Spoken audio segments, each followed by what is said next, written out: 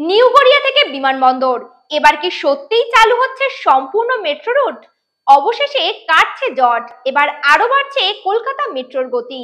অনেকদিন ধরে চিংড়িঘাটার কাছে কাজ আটকে ছিল, কিন্তু রাজ্য সরকারের সঙ্গে আলোচনা শেষে সেই সমস্যা মিটে গিয়েছে। নভেম্বরের দ্বিতীয় সপ্তাহ থেকে সেখানে আবার কাজ শুরু হবে বলে জানিয়েছে মেট্রো কর্তৃপক্ষ। সবকিছু ঠিকঠাক থাকলে আগামী বছরের ডিসেম্বরে নিউ গড়িয়া থেকে বিমানবন্দর পর্যন্ত মেট্রো চলাচল শুরু হবে। মেট্রো আধিকারিকদের মতে এখন পর্যন্ত মোট 57 কিলোমিটার নতুন রুটের অনুমোদন মিলেছে। এর মধ্যে 29 কিলোমিটার কাজ 2026 সালের মধ্যে শেষ করার লক্ষ্য নেওয়া হয়েছে। শুধু অরেঞ্জ লাইন নয়, পার্পল লাইনের কাজও জোর কদমে চলছে। এখন জোকা থেকে মাঝেরহাট পর্যন্ত ট্রেন চলছে। খিদিরপুরের ভূগর্ভস্থ অংশেও কাজ শুরু হয়েছে।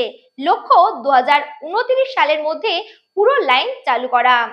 অন্যদিকে ইয়েলো লাইন অর্থাৎ নোয়াপাড়া থেকে বারাসাত রুটেও সম্প্রসারণের কাজ চলছে। এখন নোয়াপাড়া থেকে বিমানবন্দর পর্যন্ত ট্রেন চলছে, আর 2029 সালের মধ্যেই মাইকেলনগর এই লাইনে যুক্ত হবে। সব মিলিয়ে বলা যায়, চিংড়িঘাটার কাজ শুরু হলে শহরের দুই প্রান্ত নিউ গড়িয়া থেকে বিমানবন্দর একই লাইনে যুক্ত হবে। তখন গোটা কলকাতা জুড়েই মেট্রো পরিষেবা আরো সহজ, দ্রুত আর আধুনিক হয়ে উঠবে। দেখছিলেন দেশ বিদেশ। নমস্কার।